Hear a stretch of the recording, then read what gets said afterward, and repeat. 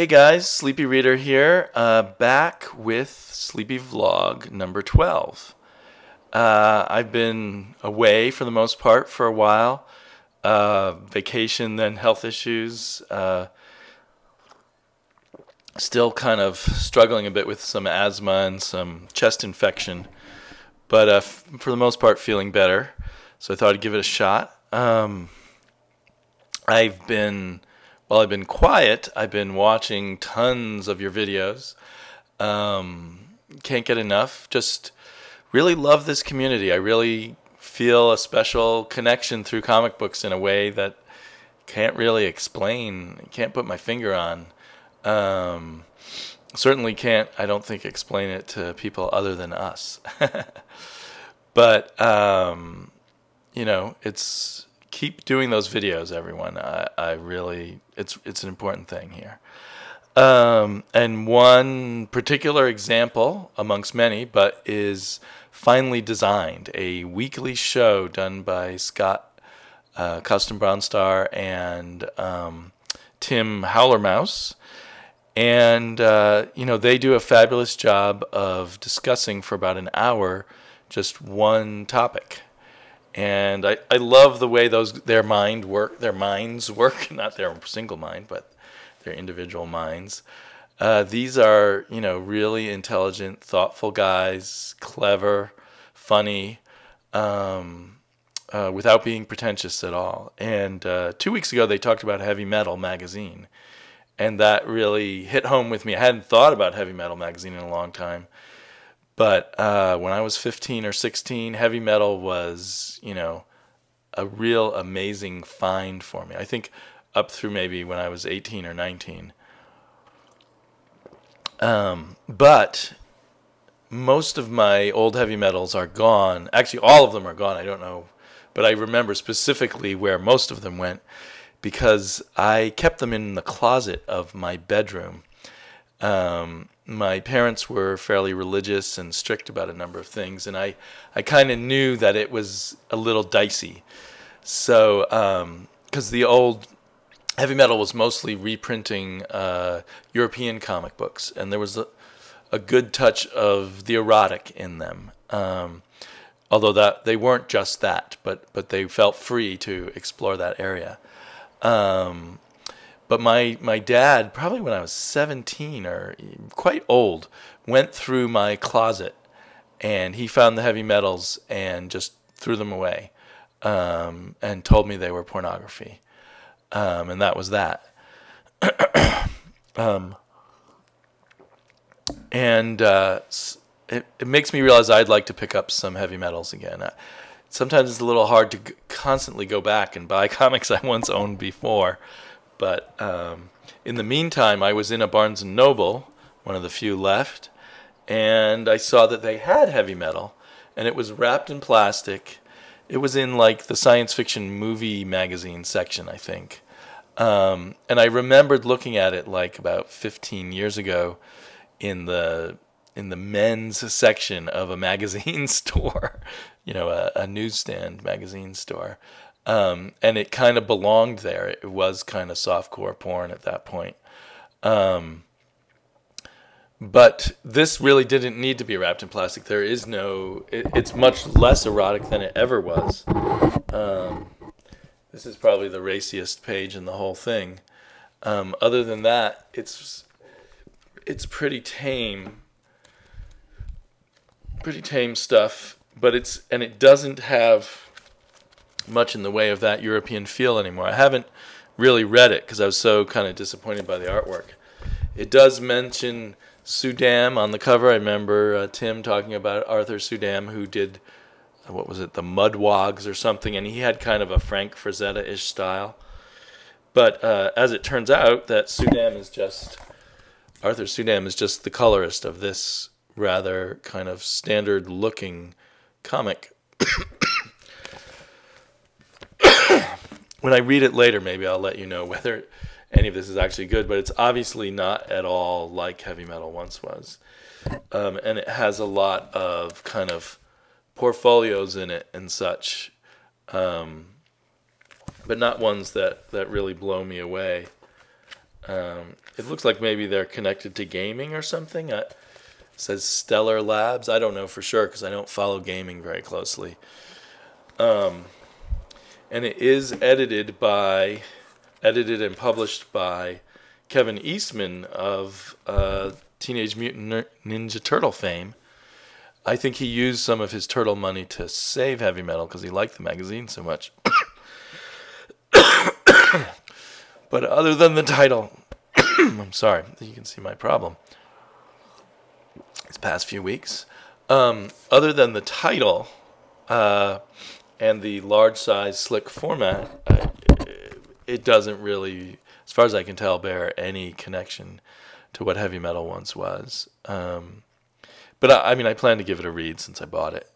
It was $8, which I guess if it was full of brilliant material, given today's prices, you know, for the cost of 2 Marvel comics, you'd get this whole magazine. But one interesting thing that I noticed in a while back in a video by MAW00001, one of the many Marks in our community over in England, he was talking about Marvel Comics and trying to put his finger on what Marvel Comics art has become like. And he mentioned that Marvel Comics art was kind of like heavy metal now. And looking at some of it, I would say he's right. I don't have any of the old heavy metal at hand to compare, but this is Thor, the current Thor from Marvel now, with the art by Isag Rid, whatever you call him, a European artist. And, you know, you might mistake this for some pages of heavy metal. And the same might even be said for some pages in John Romita's new Captain America. We've almost got a Kirby meets Mobius vibe going on here, or one of those other French Gruyère or something. I can't remember all the artists. But there is kind of a little bit of that going on.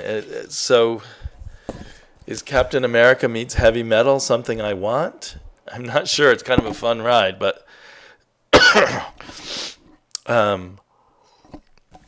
I have to say I don't really recognize the Captain America in here, the character, at all. You know, it is just a kind of wild post-apocalyptic ride. I'll probably do a video more on some of my Marvel Now impressions. Even looking at like the Indestructible Hulk artwork, it is maybe closer to heavy metal than old Marvel artwork. This is an artist, I believe, from the Philippines. So maybe in part it's the international aspect of comics now. But maybe Marvel, some of Marvel, I mean, there's plenty of Marvel that doesn't have that vibe. Some of Marvel is having something like the old heavy metal. Not really in the content at all, and certainly not in the sensuality. But that's kind of an interesting thread from, you know, I can imagine maybe at some point when I was 15, I would think like, wow, you know, what if Marvel Comics were done like this? And now maybe they are. Another sort of nostalgia thing that hit me from some news on the comic book news websites was that the Comic Books Buyer's Guide was going out of business, and it's the longest running sort of about comic books newspaper magazine in existence, having started in the very early 70s, I believe, maybe 71. And I used to get it sometime in the mid-70s. There were little ads for it every now and then in comic books, and it wasn't very expensive, so I ordered it. And it was this, at the time, this fold-out newspaper, usually with 2 or 3 sections, that was mostly ads, like checklists of comics you could buy through the mail and the like, and also ads for fanzines and ads for artists' portfolios. And back then, when there was so little information on things, it was really my window into a world where comics counted in some way, where people cared about them and paid a lot of money for them, or so it seemed like a lot of money to me then. And where adults were interested in comic books too. And there were little columns in it, and I think over time they had more and more editorial content. And now this is almost all editorial content, so you can sort of see why they don't make any money. And the editorial content is mostly stuff you could, get online in a more timely fashion. So it's sad to see it go, but of course I haven't bought it in years. I don't even see it at comic book stores anymore. But I'd love to get my hands on some of the old 70s newspaper versions, just for purely nostalgic reasons, to connect back to my childhood. So, yeah, I think that this kind of goes back to my personal history, the intensity of feeling I had about comic books. One of the touchstones would have been those old buyer guides newspapers. I've looked online just a little bit and haven't seen anyone selling the old ones. If anyone has some old ones that they would like to trade or sell to me, I'd be very interested. It's just such a window into a different time of comic books, before comic book stores really existed. And there were these comic book dealers who probably mostly did it, most of them doing it as a part-time job, eventually becoming things like Mile High Comics and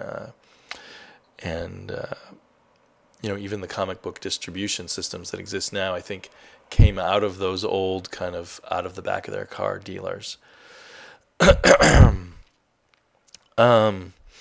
And many of those dealers eventually did start comic book stores as the 70s wound down into the 80s.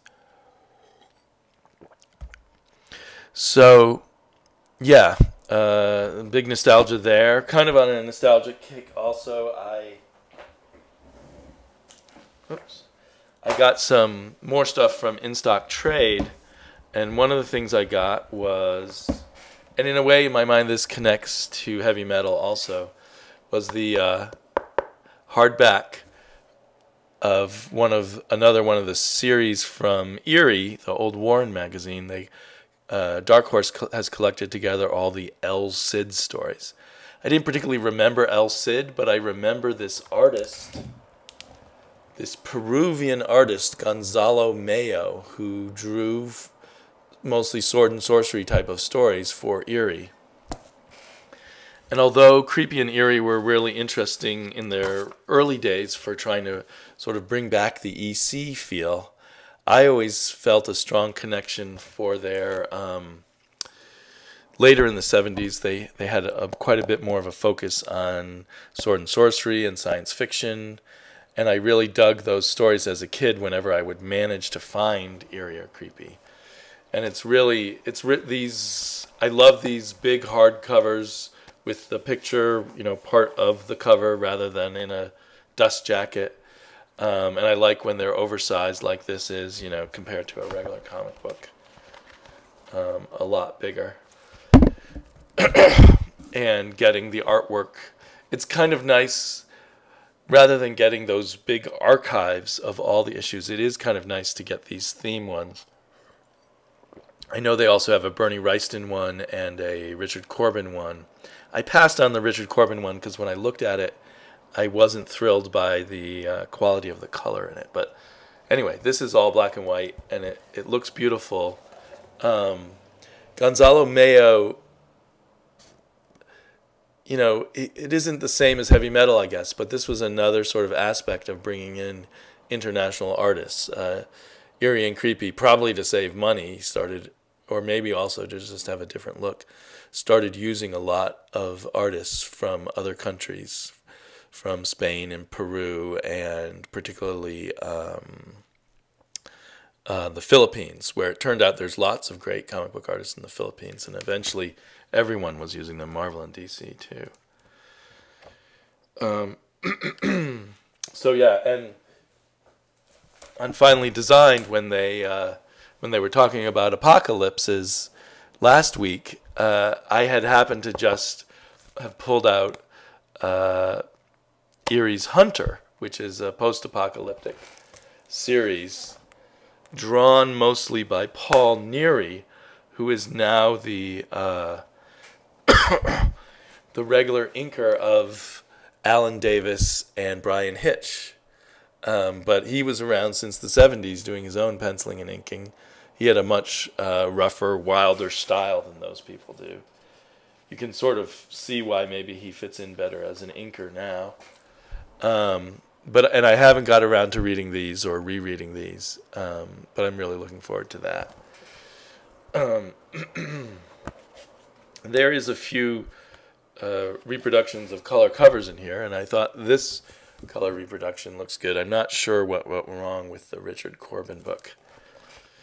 And there's a Bernie Wrightston book. I hope they do more of these, so I'm looking forward to getting that.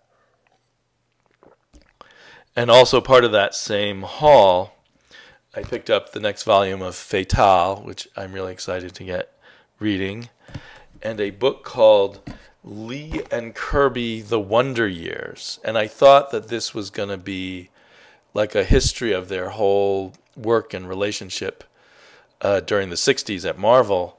But in fact, it looks like it's just a book-length meditation and essay on their work just on the Fantastic Four, which still will be very worth reading, but a little different than I thought it was going to be. It's put out by the Jack Kirby Collector, and I think I got it. I got it for quite a good price on In-Stock Trades. And then the last thing I got from In-Stock Trades was this very thin trade called Nancy in Hell, which I purchased basically because of the artist, Juan Jose Ripe, who I've recently discovered I really love his work in Clone for Image, and he did a fill-in issue for Birds of Prey and a fill-in issue for Talon, and both of those really kicked butt. So this is slightly earlier work by him. I think it's quite good still, a little less fluid than his recent work, a little more confused, but also not colored as well. The color kind of, he has such a detailed line art style that the color kind of gets in the way, in my opinion. So anyway, I got the first issue ahead of time, free digitally.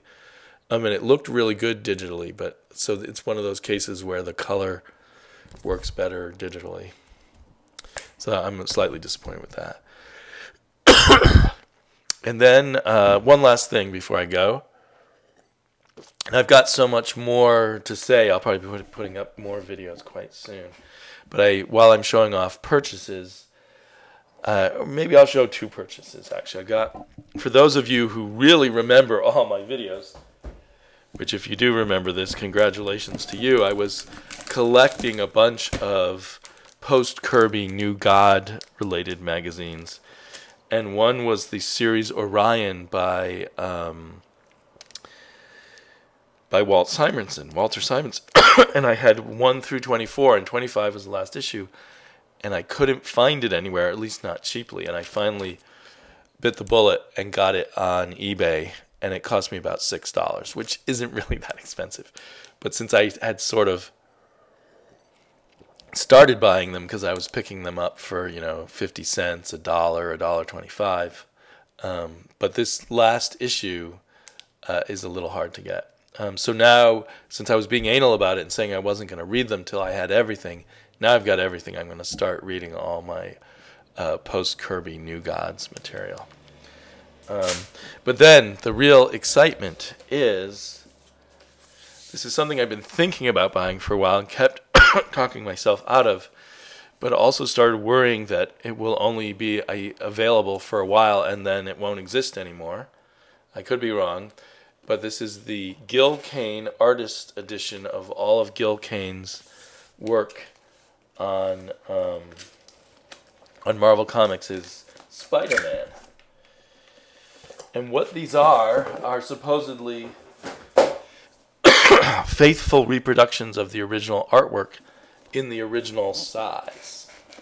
So Gil Kane did what are, to me, an amazing run of Spider-Man. in the mid-70s, late 70s, I can't remember when. Usually inked by John Romita Jr. Not Jr., John Romita Sr. And so, pardon me. So I really wanted this. Cost a lot of money. And there's other ones. There's some ones of Joe Kubert artwork for his Tarzan work. I think there's a Wally Wood one. I'd really like to get a hold of that, actually. And there's a I can't think now, but there's one for Sergio Aragonés. I don't know if there are fans of his artwork the way there are for other people, but so it's gives you the illusion of owning all the original pages for these books. And for me, it's having a really high quality reproduction of the artwork extra big that makes it special. I don't know, whether being able to see where they did a little bit of paste up work or some notes from Stan Lee at the top. They're hardly visible if they're there. Makes it that interesting. And they even reproduce the slightly aged off-colorness of the paper. But I like the size and the high quality. So it's just a way to savor some work by an artist that you really love. I think they might have some Walt Simonson stuff out there too. And I think they're in fairly limited editions, but I don't really know.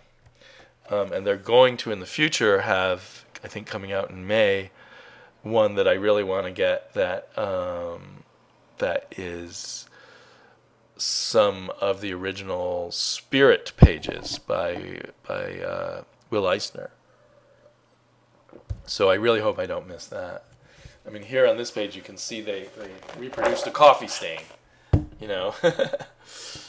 I'm not sure the value of a reproduced coffee stain, but there it is. I just got this, and I haven't had time to look through it. I can see little bits of pencil notes. Everybody to celebrate. In a way, in a lot of modern artists get to do their pencils and then scan them in, and the inker works over a scan of the pencils, which means that with some of the more modern artists, you could actually get their original pencils.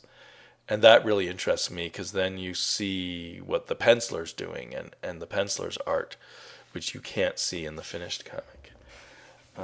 But nevertheless, I'm really excited to get this. And I look forward to rereading all these old Spider-Mans. I kind of have trouble.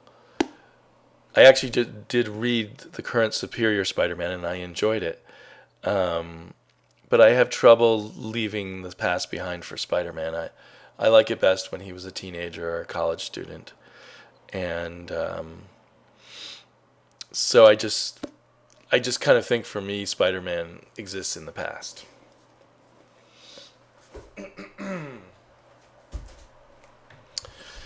So maybe in time I will have a collection of, art books of comic book art. I'm looking forward to that.